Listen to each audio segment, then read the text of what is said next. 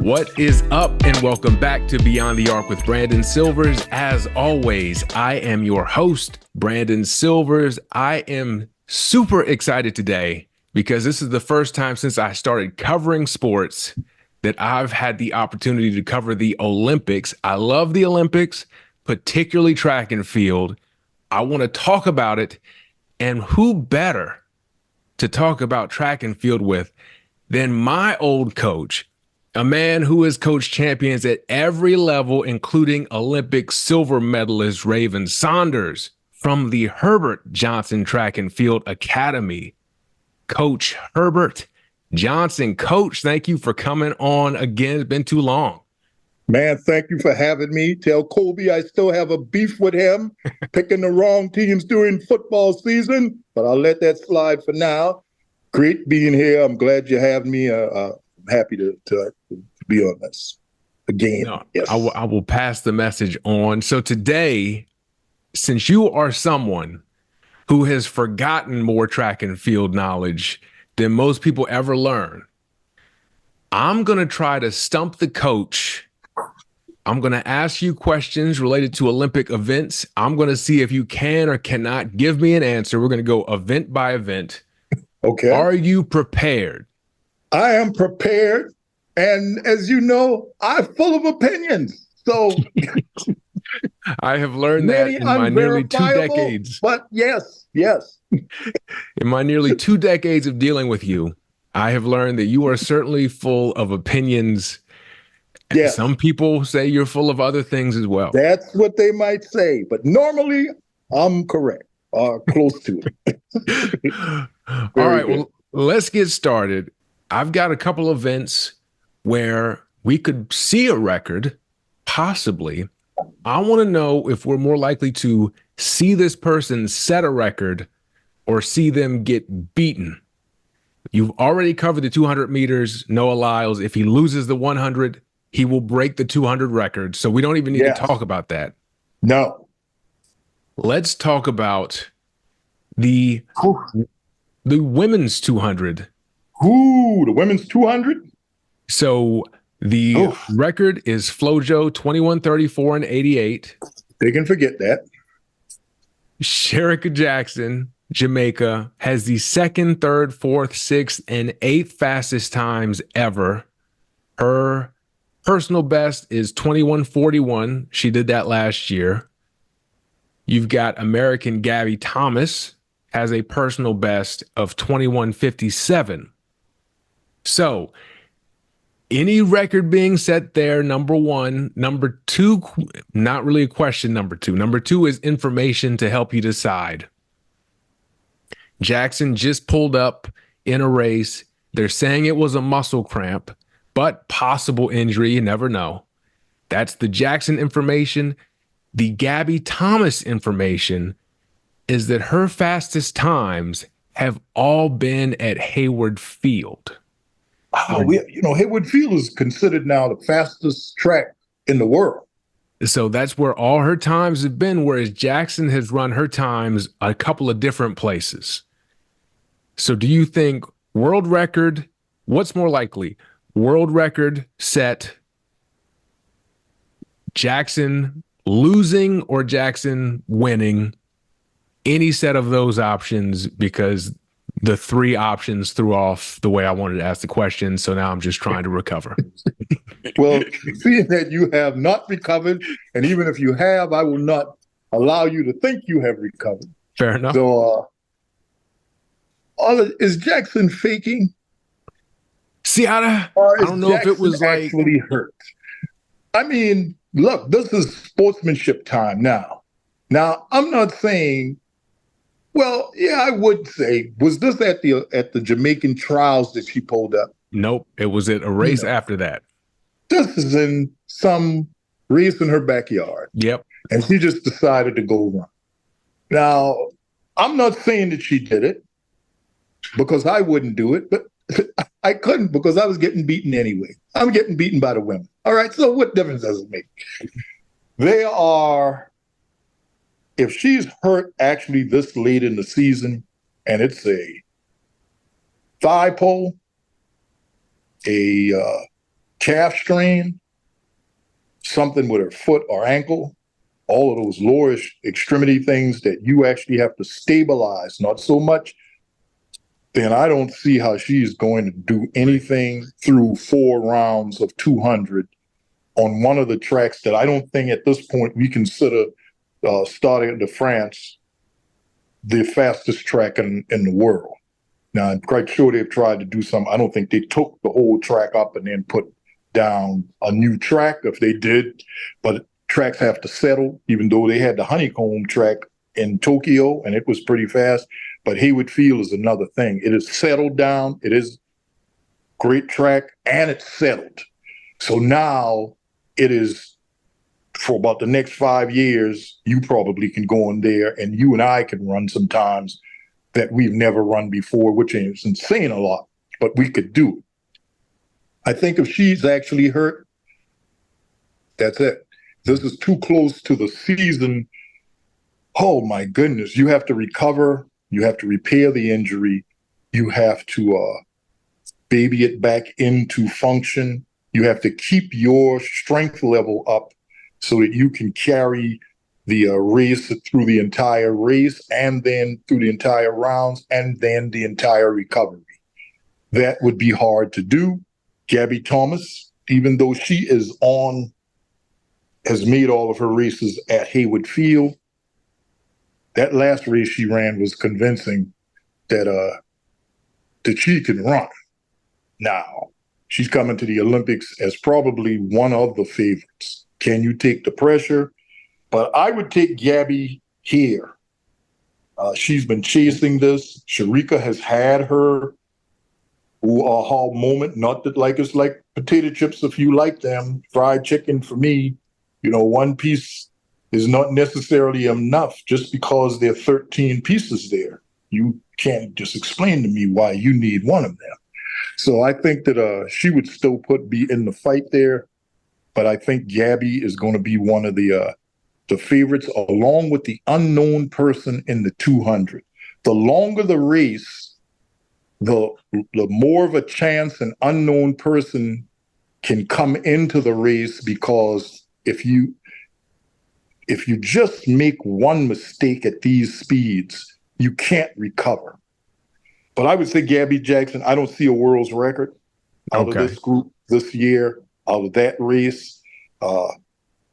It's a shorter race, and that's what makes Usain Bolt's gap between Lyle so much. It's a shorter race, and people try to make tenths, not just 1/10, hundredth of second increments up to a race.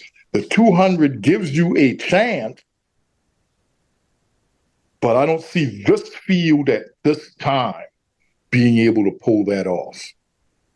If Flojo hadn't thrown her hand in the air about 10 meters from the line after she knew she had massacred everyone, we don't know what the record might be. That was incredible.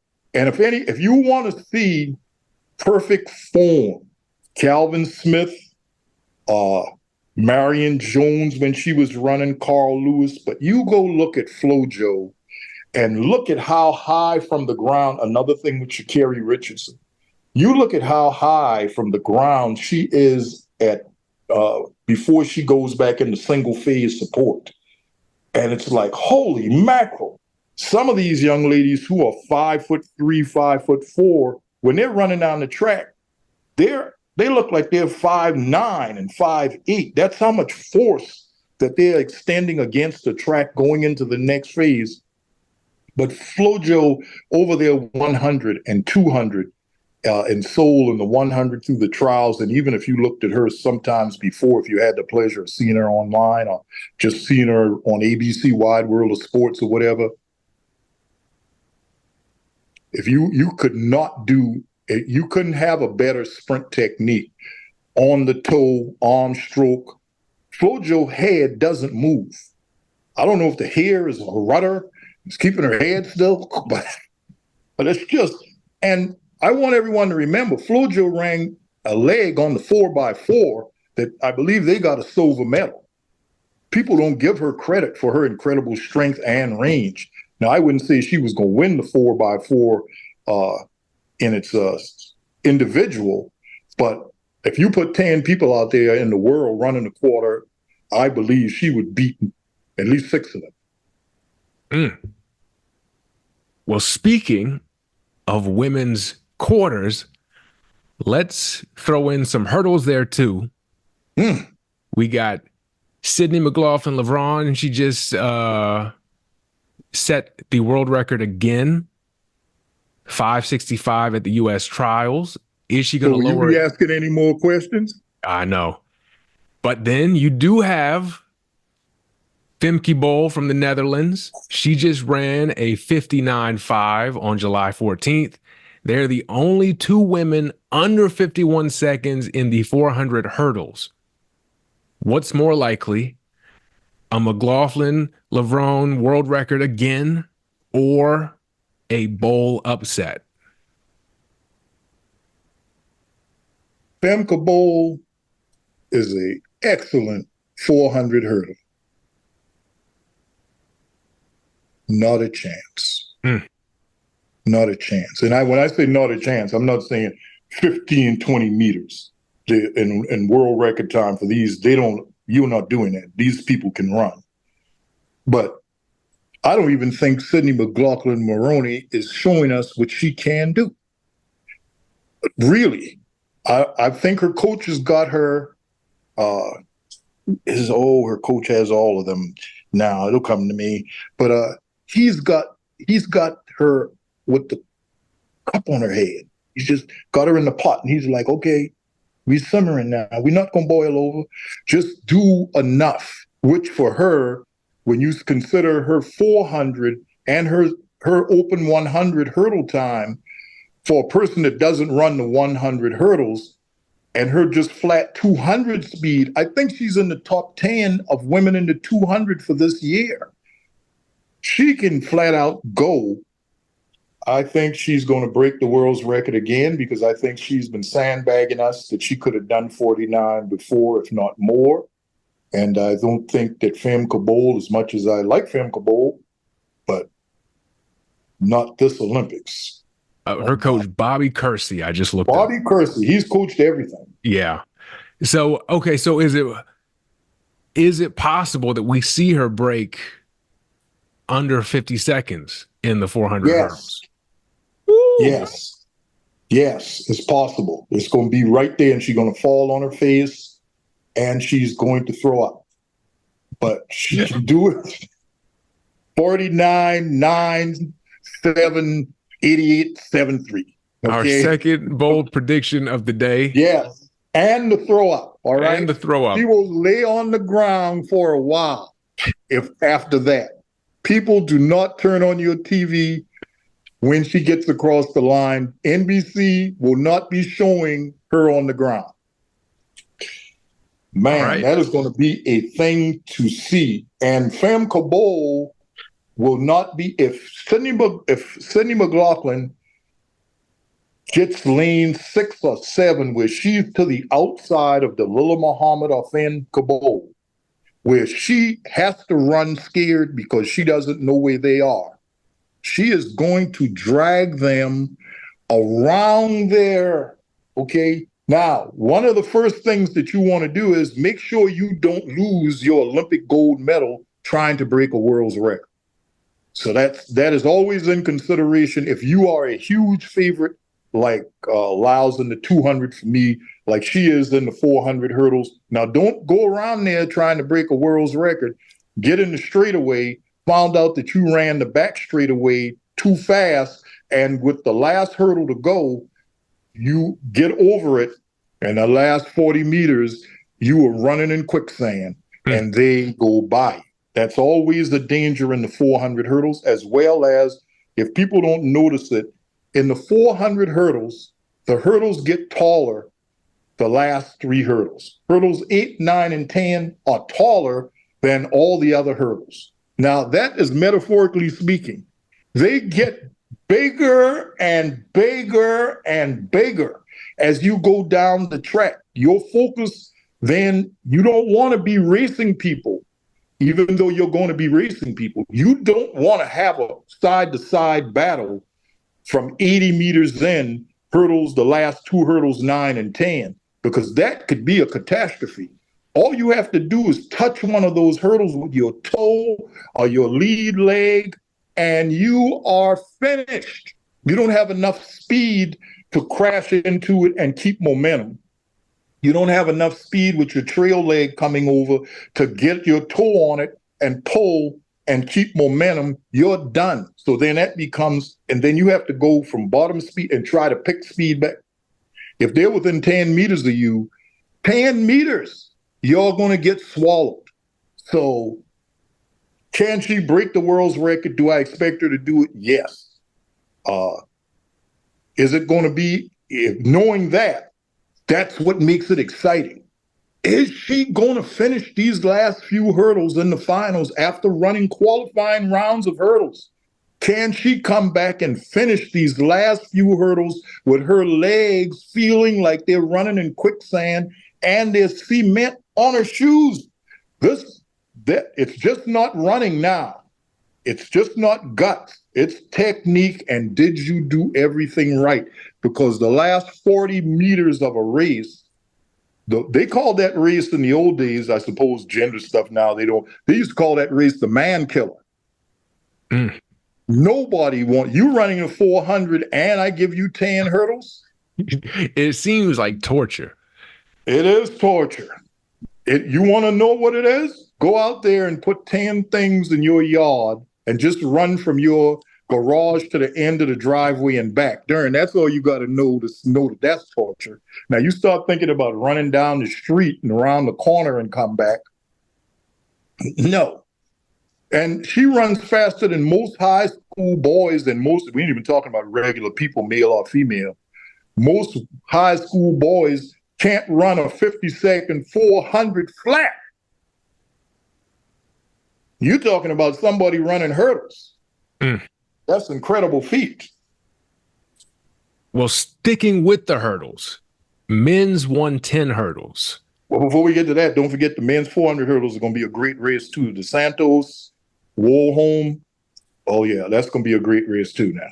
And the young man from America, oh my goodness, oh gracious, Herbert Johnson. But that's going to be one of the premier races, and any one of them can do anything. Oh yeah, they got Benjamin. Try Benjamin. I would not say that he might have a world's record in that race now.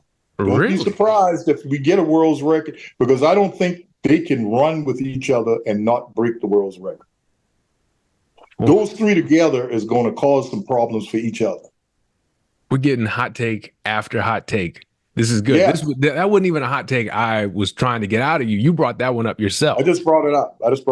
Yeah, I remember when I was doing notes and I was like, man, the 400 men is going to be a great race. Okay, well, the 110, Grant Holloway, the record is 1280, Aries Merit 2012. Holloway has a personal best of 12.81, and he went 12.86 at the U.S. trials. Does 12.80 fall in Paris? No. And don't be surprised if Holloway does. Who? Fall. Okay. Now, I always have Grant Holloway is the right hand, and he might have been talking about it.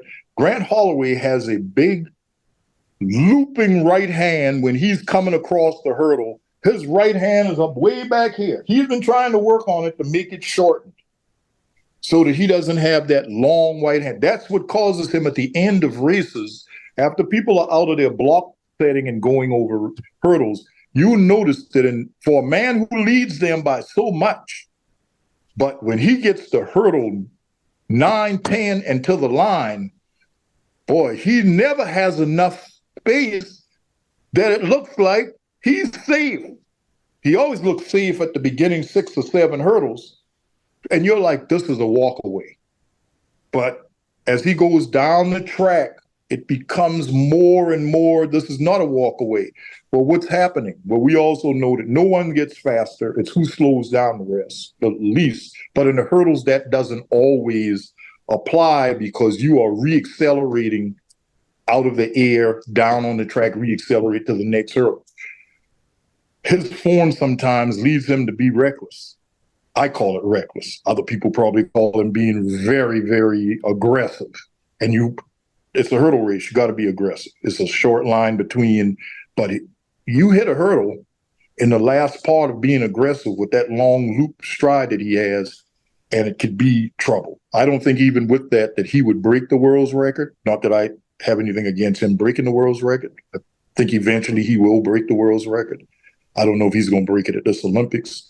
The Jamaicans, the young man that beat him the last time in the last major race when they came up together, I don't think he's running as well as he was before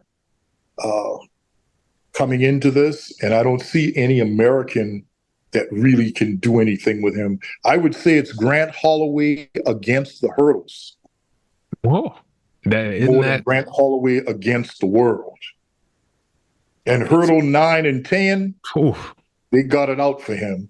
And hurdle 3 and 4, I heard talking some trash the other day. So he's got a problem there. That 110 hurdles is like the most nerve-wracking event for me to watch, because I'm always wondering, like, are they going to hit a hurdle? It feels like the hurdles get up on them super quick.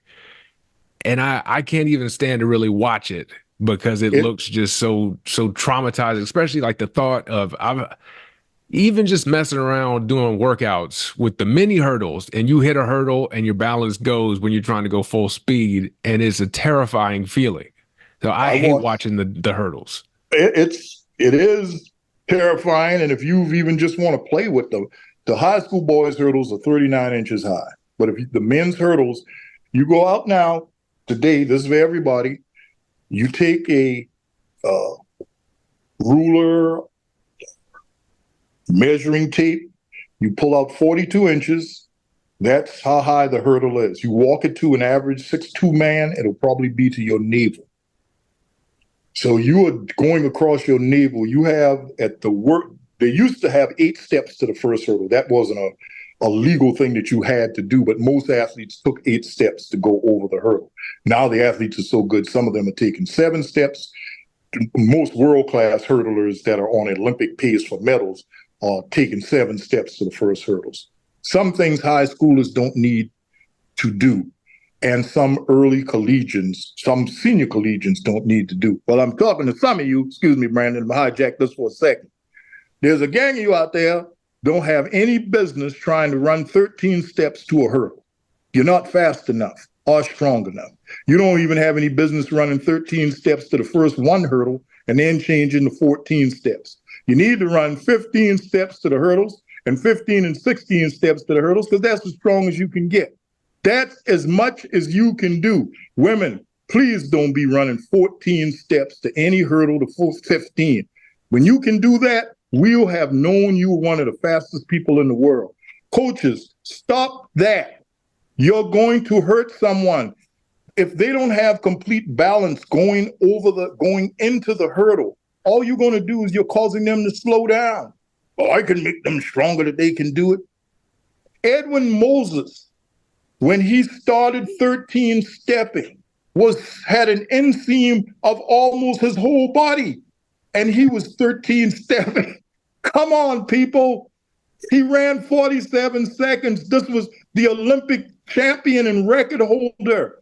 And all of a sudden, everyone started saying, because I've had some high schoolers, coach, I'm going to try 13 steps.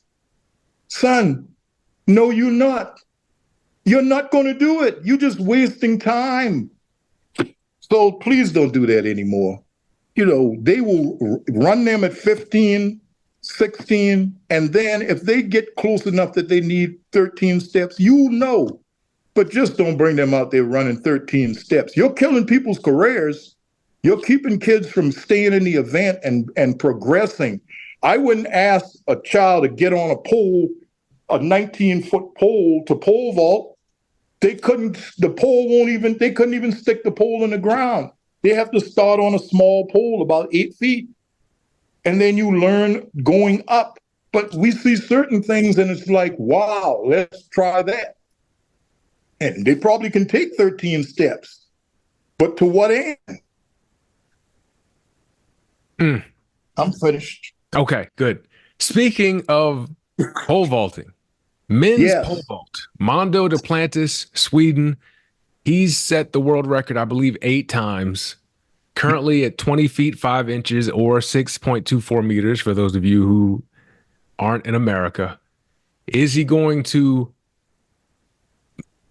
set another record, or is someone somehow going to figure out how to beat him in the men's pole vault? I know my answer. So 6.24 meters is the current world record that he holds. Finding someone who can even clear 6 meters almost killed me to just research that. You must be back there with Budka or somebody, a Russian from decades and decades ago. All right, when they were using bamboo poles or something. No, he didn't Budka the number for bamboo pole, but no one is going to beat Mondo Duplantis first. Mondo Duplantis doesn't need to be on his best to beat the rest of them. That being said, and Mondo Duplantis can beat the rest of them and then go after the world record, okay? Because where they're going to all fall out, Mondo Duplantis is still going to be jumping because they're going to be way under what he's going to be jumping anyway, nowhere close to the world's record. I mean, let's just tell the truth. And if anything else happened, then wow, that was a miracle. There's no way he's going to lose the medal, the gold medal. They're all jumping for second place. When they leave the competition and he can decide whether he want to continue jumping or not, then we'll see some attempts at the world's record. It's going to come down to how many jumps did he take to beat them, and how does he feel? Because that's a long way up, and we talked before, you have to have a lot of speed. You got to hit the box. You got to bend that pole, and his pole is probably about 18 or 19 feet long, if you can imagine it. The pole you can't be jumping 20 feet off a 10-foot, 11-foot, 15-foot pole. So you have to run with imagine running with an 18-foot to 19-foot instrument pole and then sticking it, into a box and then running to bend it so that you can come under it, so that you can be propelled when you get your body in the correct position over it. That takes a lot of strength, even though we don't think, the layman doesn't think of it as being a strength event. Pole vaulters are some of the strongest people in track and field. A ballistic strength, the ability to absorb power that is being pushed back into them that they're using to get over. Every reaction is equal and opposite reaction, and they're trying to use that. So all that force has to be generated through their bodies in order for them to live. A world record, I don't think he's going to do it. I don't think he's going to break a world's record again at this Olympic Games. I think the people here are going to come after him. They're going to make him jump more jumps than he normally has to jump. He can't take a chance as coming in at a later height because if you come in at a height that you say, man, I know I can make that height, and then you end up, for whatever reason today, not being on your rhythm. So you would normally, I would say in this situation, come in a height that you might be usually not come in, work your conditioning up so that you can come in at an earlier height just to give yourself lee room. And I think after his jumping day, he's going to be finished. Now, I do believe he's going to take 3 good tries at it, but I don't think he'll make it. He's outdone himself. But somewhere along next year, when the season starts and he doesn't have anything to run for, and he can just go on his I'm going to break the world record tour, in 2025, he's going on world record breaking tour. People are going to be coming there to meets that he's going to be in to see if he's going to break the world's record. People forget Sergei Buka, not Buka, yeah, it was him. The Russian used to break the world's record by 1/4 of an inch each time, as least as he could do it, because they gave you so much money for breaking the world's record. So he wasn't about breaking the world's record in one big giant. He's just going to milk this stuff until he can get all the way up to the end of it. And so Mondo Duplantis is going to have a lot of appearance fee money coming to different events that are going to pay him outside of whatever the purse is. They're going to give him appearance fee, and he's going to go around carrying the Mondo Duplantis show on the road. And if I ever got a chance for him to get close anywhere on this East Coast, I'm going to see it, because it's got to be incredible to see a man actually going up that high. That's one of the, got to be, if there's a eighth wonders in a sport, that's got to be one of them. Yeah, if I'm ever up that high, I'm gonna need to change your underwear. So yeah. Definitely.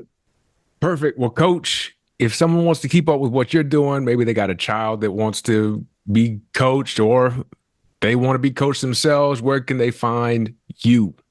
You can get me at Herbert Johnson Track and Field Academy on Facebook, and just leave a message in, or you can IM me. I just found out what that meant, the IM thing. You can instant message me. It'd probably be the fastest way, Herbert Johnson Track and Field Academy. You can go on the Facebook page. I would tell you to use the email address, but I only look at that probably about once every 2 months. We don't do a lot of training. No. We don't do a lot of training anymore for like a daily thing like you and I would do every day. So, and we don't take a lot of athletes. I'm thinking how I want to progress in this. Do I want to go back to the younger athletes and then move them on? Because by the time a lot of them get to high school, they've picked up such bad training habits but you also don't want the younger athletes to be treated like they are running the Olympic Games, where they have so many practices and the practice is so long that you're going to burn them out. You start them so young that by the time they get to high school, they're never going to want to run track and field again. You killed them. There is no real advantage outside of the technique understanding to try to get them physically fit until they hit puberty, which comes younger, I think a little bit younger now than when I was boy and girls. But until they hit puberty, we don't know what they're going to be. Fat kids become skinny kids, slow kids become fast kids. You just don't know until they hit puberty. So trying to turn them into an Olympic athlete before puberty, I would say teach them every technique, make it fun after an hour, maybe an hour and a half. But for the younger ones that under middle school, an hour, send them home. 2 days a week. The middle schoolers, maybe 3 days a week if you're going to have a sustained program, nothing more than 6 weeks at a time, and then break for 2 weeks and then let them come back out. And if they are in the field screaming and hollering, Mackenzie and Samantha, and trying to throw shot putts on you, then, you just have to watch yourself, because take a break every 20 minutes and don't make it at that age. So many parents, and it's the parents, I'm going to tell you parents, it's you, because the kids go out there and run. And if I had them out there by themselves and just told them to run, and you didn't tell them before, if Johnny beats you again, you're not going to Taco Bell, they would just be out there running and they wouldn't care. If I told each one of them and they just lost, you won, he lost. It was all of you did great. And they didn't have to hear you talk about how they lost to the guy down the street. They would have a great time. Let them be children for a little bit before they become the greatest athletes in the world.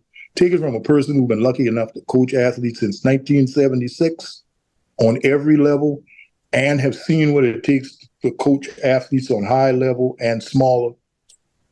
Let them be children for as long as possible, because they're going to be adults all of the rest. And we don't take nobody prisoner as adults. We kill all. Well, that's kind of terrifying, but I'm gonna put your information in the show notes anyways. That's terrifying. They're gonna hit you an adult. And These then people ain't taking no prisoners. Well, as always, it was fantastic having you on. I'm gonna try to bother you to get you back on during the Olympics when you're not busy coaching. Thank you, Brandon. This has been fantastic. I'm happy to be here, man. We got to go over and eat some more. Yes, It's been fun. Tell Aaron I said, hey, tell mom hi and all, and tell everybody, still love them. And you keep doing what you're doing. I already told you, I'm waiting to turn on ESPN. definitely, definitely. So this has been, before we get to ESPN and the 2028 Olympics, this has been another episode of Beyond the Arc with Brandon Silvers. As always, I am your host, Brandon Silvers. Thank you for watching, listening, rating, subscribing, reviewing, and sharing. And I will catch y'all later.